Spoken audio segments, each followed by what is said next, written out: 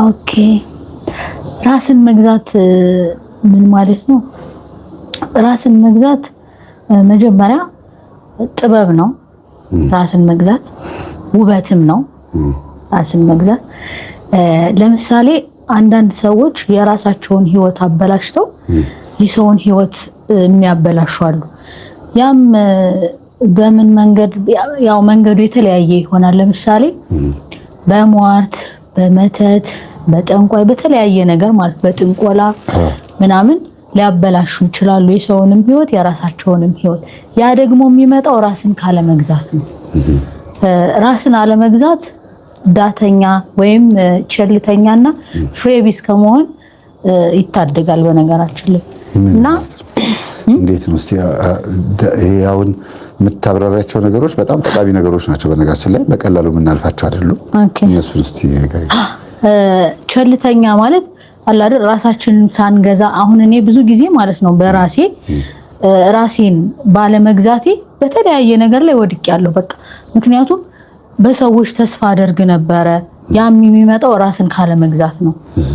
አንዳንድ ነገሮችን በቸልተኝነት ማየት የሚጠቅም ነገር ሆኖ ሳለ ያንን ነገር ግን እኛ ቸለል ብለን ካለፍነው ያ ራስን ካለመግዛት የሚመጣ ነገር ነው። ፍሬቢስም ከመሆን ያው ራስን መግዛት ይታደጋል። ራሳችንን ከገዛን ፍሬ እናፈራለን። መልካም ፍሬ የምንናገረው ነገር የምንዘራው ዘር ያ ነገር ሁሉ መልካም ነገር እናገኛለን። ስለዚህ ያን ራስን መግዛት ፍሬቢስ ከመሆንም ይታደጋል ማለት ነው። እና ይሄ ቅድም ያልኩህ አለ አይደል ነው ያልሽው ነገር አሪፍ ነው በጣም ራስን መግዛት ውበት ነው። በቃ በራስህ እንዴት ነው ኮንፊደንስ ኖሮህ ራሱ እንዴት ነው ራስህን ስትገዛ ኮንፊደንስ ይኖርሃል። እና በሰዎች ፊትም ስትናገርም ስትቆምም በኮንፊደንስ ነው። ውበትህ ደግሞ ሞር የሚሆነው እግዚአብሔርን ስትይዝ ነው። በነገራችን ራስን ከመግዛት ከሚመጣብኝ ማንኛውም መሸማቀቅ ድናለሁ። በቃ ራሱን የገዛ ሰው ፉል ኮንፊደንስ ሆኖ የመናገር ችሎታው ራሱ ከሰው ፊት ያለው ነገር ማለት ነው። ኢቭን ኮሙኒኬት ስታረግ ከሰዎች ጋር ራሱ ራስን ከመግዛት እየመጣ ነው ማለት ነው። ያን ይመጣል። እና ሁለተኛው ስሜታችንን መቆጣጠር መቻል። ስሜታችንን መቆጣጠር ካልቻል ራሳችንን አልገዛንም ማለት ነው። ለምሳሌ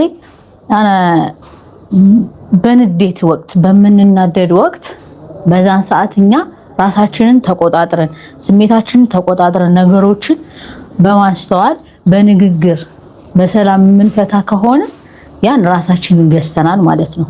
ከመጮህ ከመበሳጨት ይልቅ በሰላምና በተረጋጋ መንገድ ነገሮችን መፍትሄ መስጠት ያ ራስን ከመግዛት የመነጨ ነው ማለት ነው። ራሳችንን ገዝተናል ማለት ነው። ስለዚህ በንዴት ሰዓትም የማይጮህ ሰው ራሱን እንደገዛ ነው። እንዲሁም ደግሞ ችግር መከራም ሲደርስበት በጣም ኮንትሮል አድርጎ መታገስ ራስን መግዛት ነው። እኔ ብዙ ጊዜ ከዚህ በፊት የሆነ ከራሴ የታዘብኩት ምን እንደሆነ ታውቃለህ? አሁን ላይ ሞር ራሴን አንዳንዴ ራስክን ታያለህ። ገባ? ከእድሜም ያስተምርሃል፣ ህይወት ላይፍ ሁሉ ያስተምርሃልና በጣም የመጮህ እንትን ነበረብኝ። ነገሮችን ቀስ ብዬ ስሜታዊ ነኝ እና አሁን ላይ ግን ያኔ ራሴን አልገዛሁም ነበር። አሁን ላይ ደግሞ ምንድነው በራሴ እንኳን የሆነ ነገር ሲፈጠር በመረጋጋት ነገሮችን በማስተዋል ረጋ ብዬ መፍትሄ ማምጣት ወደ መፍትሄው ነው የሚሄደው። እና ያና አየህ ራስህን ስትገዛ እንደዚህ አይነት ነገሮች ይከሰታሉ በህይወታችን ማለት ነውና በጣም አሪፍ ያ ይሄ አሁን ሞትም ሲመጣ አጠቃላይ የቤተሰብም በጣም የምትወጁ ሰው ስታጭ ራሱ በዛ ነገር ውስጥ ራሱ ይሄ ነገር ሊረዳ ሊያግዝ ይችላል ብዬ አስባለሁ። ለምሳሌ እህት፣ ወንድም፣ አባት፣ እናት ወይም ሌላ በጣም የምትወጁን ሰው ስታጭ ራስን ባለመግዛት ውስጥ ያለው ሀዘንና ራስን በመግዛት ውስጥ ያለው ሀዘን ይለያያል አገላለጹ። በቃ ኦልሬዲ ሞቷል ካለፈ በኋላ እንደዚህ መሆን የለብኝም ብለሽ የሆነ ራስሽን በጣም የምትጠብቂው ራስን ስትገዢ ነው አይደል? በጣም በመጮህና በማልቀስ መቃብር ውስጥ አፈር ውስጥ ገብቶ ካልተቀበርኩ ማለት ፍቅርን ይገልጻል ብዬ አላስብም። በፍጹም አይደል? ስለዚህ ራስን መግዛት እዛም ውስጥ አለ። ያ ብዙ ጊዜ አይተህ ከሆነ ለቅሶ ላይ እንዳልከው ብዙ ሰዎች በውስጣቸው እኛ እናቅም እኮ አይደል? ግን ይሄንን የሚያቀልህ ሰው አሁን ለምን ዋይ ዋይ አላለም? ለምን አላለቀስም ምናምን ብሎ በጣም ብዙ ሰው የሚፈርድ ይኖራል። ፊቱን የሚቧጭር የተለያየ አክት የሚያደርግ በጣም የሚጮህ የሚዘል ምናምን ያ ራስን ካለ መግዛት ነው። በነገራችን ላይ ራሱን የገዛ ሰው በማስተዋል ነገሮች ሀዘኑ እንዳለ ሆኖ ያዝናል እኮ። አላዘንም ማለት አይደለም፣ ሪያክት አላደረገም ማለት አላዘንም ማለት አይደለም። በጣም እንደው የሚጎዳ እንደዛ አይነት ሰው ነው በውስጡ በጣም ስለሚያዝን ማለት ነው። ራሳችንን ስሜታችንን ከተቆጣጠርን ራሳችን ገዝተናል ማለት ነው። እስቲ አሁን አንቺ በፊት ስሜትሽ መቆጣጠር የሚያቅትሽ ምን ላይ ነበረ? ንዴት የሆነ ነገር ላይ በቃ በጣም ቶሎ ነው ስሜታዊ ነኝ አይደለ?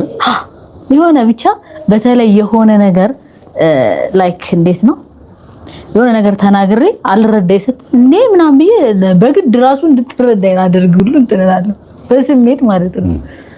ነገሮችን አሁን አንተ የሆነ ነገር ብላይ እንዴት ነው እኔ በጣም ተረጋግተው በጣም የሚያናድ ነገር ሆኖ ተረጋግተው ሰው ሲያናግሩ ተቃናለው ማርያም እኔ ብሆን የሆነ በቃ ወይ መተዋለሁ ምናምን ነገር እላለሁ ማለት ነው። የሚያበሳጭ ነገር ላይ በጣም በተረጋጋ ሁኔታ መናገር ማለት በትክክል ያ ሰው ዲሲፕሊንድ በሆነ መንገድ ራሱን ገዝቷል። በጣም ለጻፈው ነገር ተገዢ ነው ማለት ነው። በቃ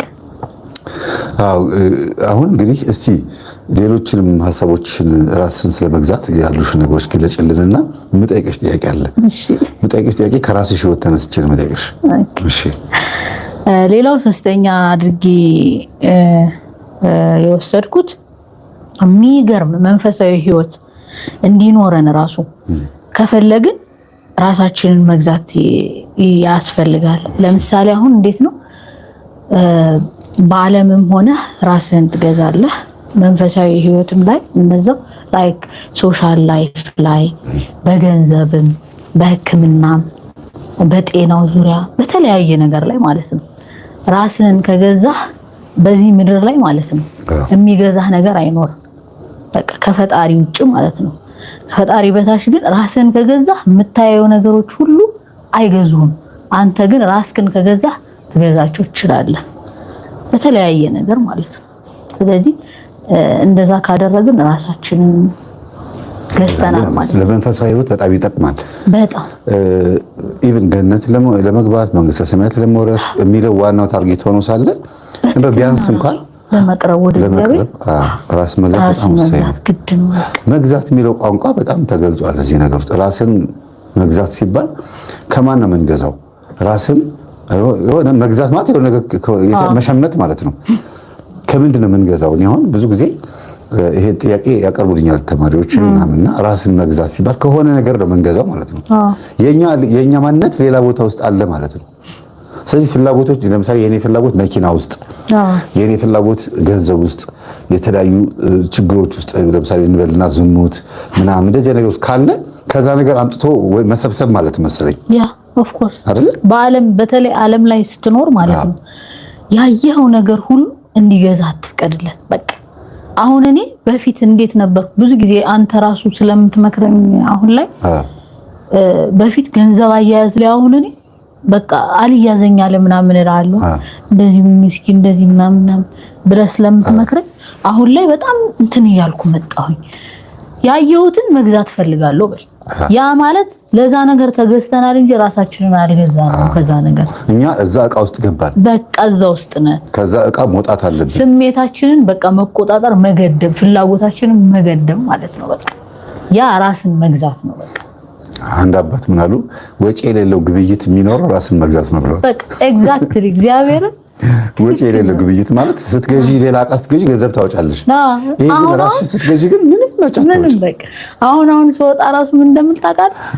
ካሽ ብር ኢቭን በውጪ እንኳን ካሽ ብር ኢቭን አልይዝም ብዙ ጊዜ። ለምን የሆነ ነገር ካየው መግዛት ይሄ ያስፈልገኛል ብዬ ገዛዋለሁ።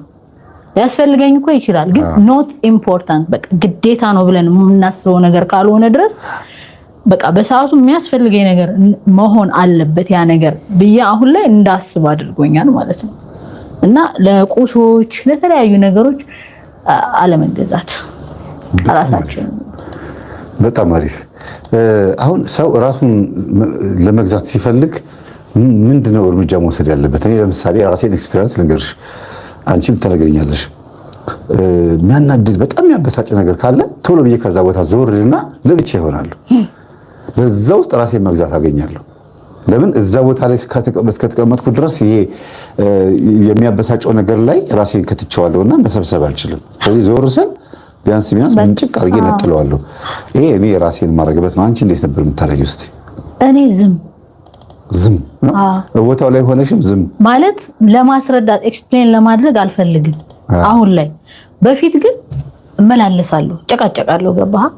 አሁን ግን ምንድነው አይ ዶንት ኖ እድሜም ህይወትም ማስተማሪያ መሰለኝ አላቅም።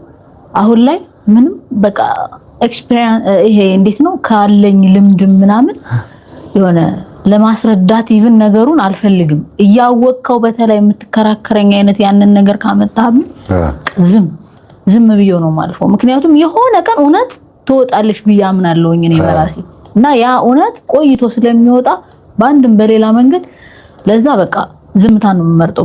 በዝምታ ነው አሁን ላይ በዝምታ ነው ማልፈው። ኦኬ ይሄ አንቺ የምትይውን ሐሳብ ያልገባቸውን ሰዎች ነው። አሁን ለምሳሌ እኔ አጥፍቼ ከሆነ ደግሞ ምን አደርጋለሁ? ይቅርታ ካላልኩት ያንን ሰው ያመኛል። ኦፍ ኮርስ ስለዚህ እንኳን አጥፍቼ ኢቭን እንደዚህ ራሱ ተቀያይ የሆነ እንነጋገራለና የሆነ ተቆራርፌ መቆየት አልችልም። በተለይ አንድ ቤት ውስጥ ምናምን ኢቭን ውጭ ላይ ራሱ በጣም ነው የሚጸጽተኝ። እኔ ማለት ያን ሰው እኔ የሱም ጥፋት ቢሆን በቃ ካኮረፈኝ ወይም ካኮረፈች ይቅርታ ማለት ፈልጋለሁ። በጣም በህይወት የሚጨንቀኝ ነገር ነው። ነገራችን አልችልም አይደለ? በጣም ነው የሚጨንቀኝ። ስለዚህ ይሄ ራሱ አንድ ራስን መግዛት ነው። ጥፋትን ቶሎ ማመን ለመሰብሰብ ይመቻል። ግትርነት ራስን አያስገዛም ይባላል።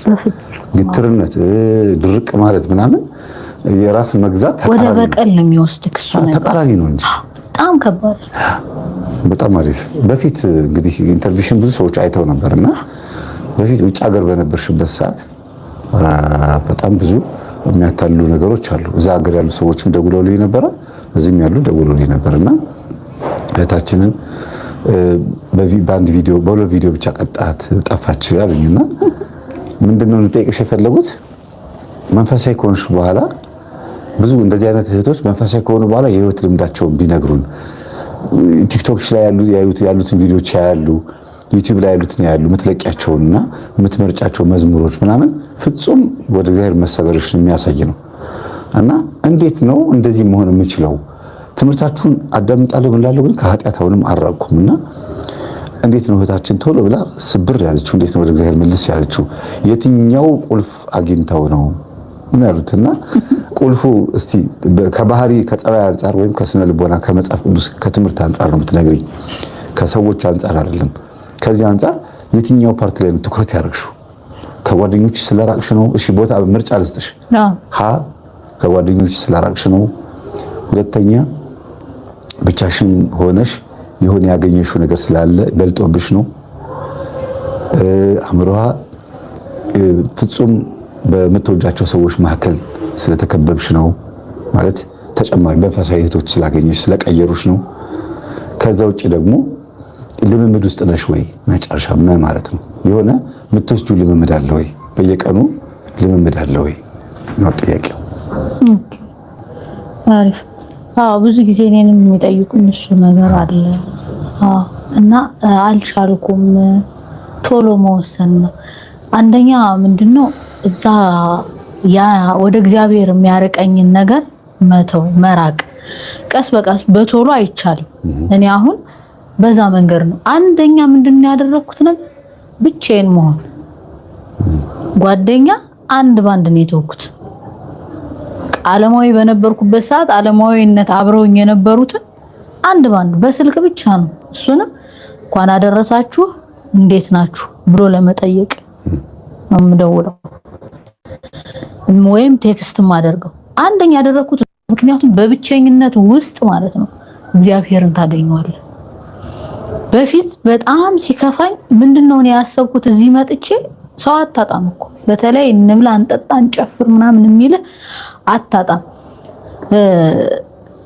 ያንን ነገር ያሰብኩት እዛ ውጭ ሀገር እያለሁ ብቻዬን ስሆን ማዳም ቤት ስሰራ ወይም አንድ ቦታ ላይ ተወስኜ ስኖር ከማንም ጋር አልገናኝም፣ አላወራም።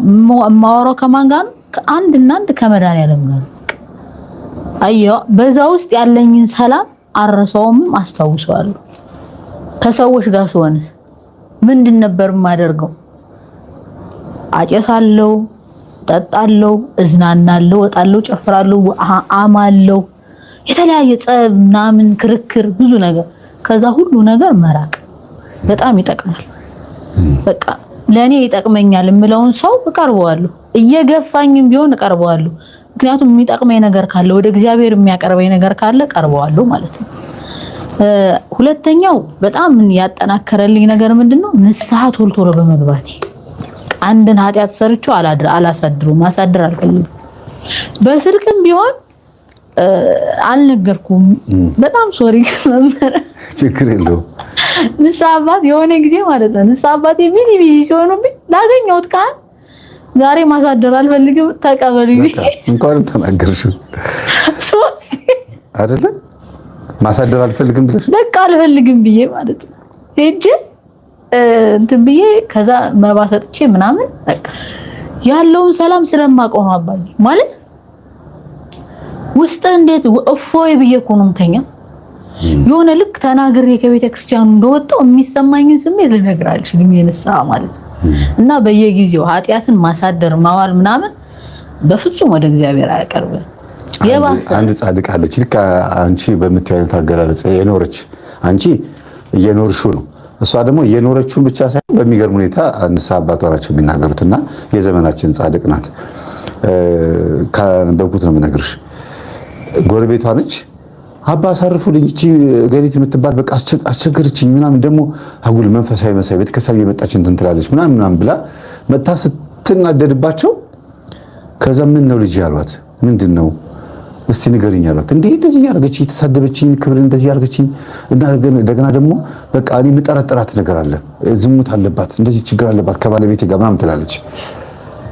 እኚህ ቄስ ደነገጡ። ስለማን እያወራችሁ እንደሆነ አልገባቸውም ነበር መጀመሪያ። እገሊትና አሏት። በሂጅ ችግር የለውም እነግራታለሁ። አሁንም ስትመጣ በቃ መጨረሻ ላይ ልጅቷ በጣም ረር ብሏት እኔ እንደሱ አይነት መንፈሳዊ ሴት ከመሆን ቤተክርስቲያን እየተመላለሰች እንደዚህ እኔን ከምትበድለኝ ብዬ አለች። ሃይማኖቷን ቀየረች። እቺኛዋ በጣም በማለት አስመሳይ ሆነችባት። ከዛ አባቴ እየመጣው በየጊዜው ንስሐ እየገባሁኝ ነው ግን በእኔ ተማራ ሃይማኖቷን ቀየረችብኝ ባኮትን መልስልኝ ብላ ሴትዮዋ ራሷ መጣች። ለካ በየቀኑ እየሄደች ያቺኛው በሰደበቻት በበደለቻት ቁጥር ከባሏ ጋር በማገጠች ቁጥር እየመጣች ንስሐ ትገባ ነበር። አንድ ቀን አታሳድሩ። ምንድነው ምክንያቱ? በኋላ ነው የምነግርሽ። ምክንያቱ እንግዲህ ይሄንን ትምህርት እኔ በመናገሬ ለኔ ትልቅ ትምህርት ሊሆን ይችላል፣ ግን ሳላስፈቅዳት በማውጣቴ በጣም ከባድ ነው። መጨረሻውን ብዙ ሰው አያውቀውም። የዚህ ታሪኩን ብቻ ነው እንጂ የሚያውቀው መጨረሻውን አያውቀውም። እኔ ይሄንን የዚህ መጨረሻው እኮ ጸበል ቦታ ላይ ነው። ምክንያቷ ምን እንደሆነ ግን ያገኘችው እኛ ትምህርት ውስጥ ነው። አሁን ሄደችና ጴንጤ አዳራሽ ድረስ ገብታ ጎትታን ያወጣቻት። እንደዚህ እንደ ጎረምሳ አይደል እየጎተተች ነው ያወጣቻት። ስሚ እኔ አንቺን በየቀኑ በበድልሽም እንደዚህ ባደርግም ግን ነይ ተመልከች ብላ ወረቀቱን አስነበበቻት። በየቀኑ ኃጢአቷን የምጽፍበት ቀኑ። ከዛ እያለቀሰች ነው ያነበበችው። አባ ጋር ዛሬ ሄጄ ንስሐ ገባሁኝ፣ ነገ ገባለሁ ያለችውን ዛሬ ገባሁኝ ብላ ትጽፈዋለች። ነገ ገባለሁ ያለችውን ዛሬ ገባሁኝ ብላ ትጽፈዋለች። አታሳድረውም፣ አታውለውም። ለምንድን ነው ታዲያ በየቀኑ ኃጢአቱን የምትሰሪው? ለምንድን ነው ታዲያ እንደዚህ የምታደርጊው? እኔ አንቺን በበድልሽም ብትጠረጥረኝም ባስቀይምሽም እኔ ግን ኃጢአቱን አላሳድረውም ይብላኝልሽ ላንቺ አለቻት።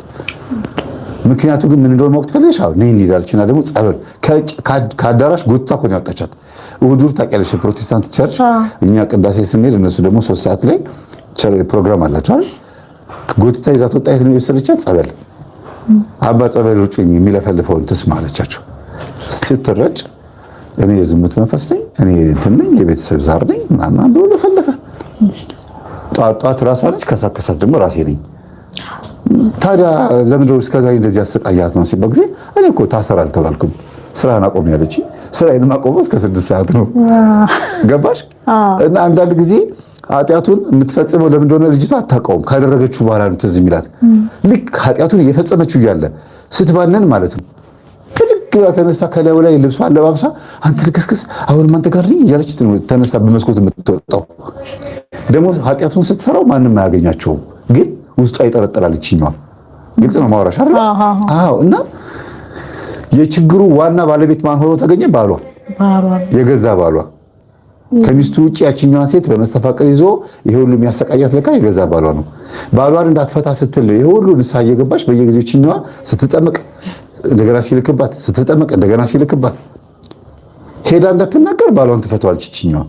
ስለዚህ ማን በልጦ ተገኘ? በየቀኑ ኃጢአት ሰርታ ንስሐ የምትገባ በልጣ ተገኘች። ቄሱ ይሄን ያውቃሉ። ጴንጤዋ ራሷን ይዛ ነው ያለቀሰችው እቺ ልጅቷ። በእርግጥ የአንድ ወር ጴንጤ ነው የሆነችው፣ ግን ራሷን ስለገዛች ምን ማለት ነው? ራስ መግዛት በጾም ጸሎት፣ በስግደት ስለተወሰነች መንፈሱ መጨረሻ ላይ አሸነፈችው። ስትሸኘው ሰውየው ሲልክባት ስትሸኘው ሲልክባት ነው። እንግዲህ ይሄንን ማንም ሰው አይገምትም። ገባሽ? እና አንዳንድ ጊዜ ኃጢአትን አለማሳደር፣ አሁን አንቺ ኃጢአትን አላሳድርም ብለሻል። ኃጢአትን አለማሳደር በራሱ ወደ ራስ መመለስ ነው አይደል? በቃ ይሄ በጣም ትልቅ እምነት ነው። ደስ ይላል በጣም። እና አንደኛ በቃ ይሄ ነው ሞር በጣም የሚረዳህ እንዳልኩ ኃጢአትን አለማሳደር። መጻፍ ደግሞ ማስታወሻ መያዝ በጣም ይጠቅማል። በነገራችን ላይ እኛ ሰዎች ነን። እግዚአብሔር ያደረገልን ብዙ ነገር ይኖራል አሁን በህይወታችን ውስጥ አይደል? ያንን ያደረገልንን ነገር እንረሳለን የሆነ ታይም ላይ እውነት ለመናገርና እኔ አሁን ላይ ማስታወሻዎችን ግልጥ ሳረግ ማለት ነው መቼ እንደጻፍኩት ቀኑን ስለምጽፈው ነው እንጂ ኢቭን ዓመተ ምሕረቱን ምናምን እንደዚህ ብዬ ነበር እንዴ ምናምን እላለሁ ማለት ነው። እና ማስታወሻ ራሱ መያዝ በጣም ይጠቅማል። በጣም በዛን ጊዜ የሰራነውን ኃጢአት ራሱ የረሳነውን ያስታውሰናል። ደብተር ነበረኝ እኔ እንደዚህ የሰራኋትን ዛሬ እንደዚህ አድርጌያለሁ፣ ነገ እንደዚህ ዛሬ እንደዚህ አድርጌያለሁ፣ ትናንት እንደዚህ አድርጌያለሁ፣ እንደዚህ ብያለሁ ምናምን ብዬ እጽፈዋለሁ ማለት ነው። እና ያንን የጻፍነው በጣም ይጠቅመናል በነገራችን። ከዛ ያንን ሸምድጄ ወይ በስልክ ከዛ ያለውን በስልክ ከዛ ግን ካህን ሲመጡልን ቀጥታ በቃ ተናገርኩ ማለት ነው። እና ያለው ሰላም ሞር በቃ ስብር ብለ ወደ እግዚአብሔር እንድትቀርብ ያደርጋል። ንስሐ በየጊዜው መግባት ኃጢአትን አለማሳደር። በጣም ነው የማመሰግነው። እንዴት ነው ህይወት ታዲያ? እግዚአብሔር ደስ ይላል በጣም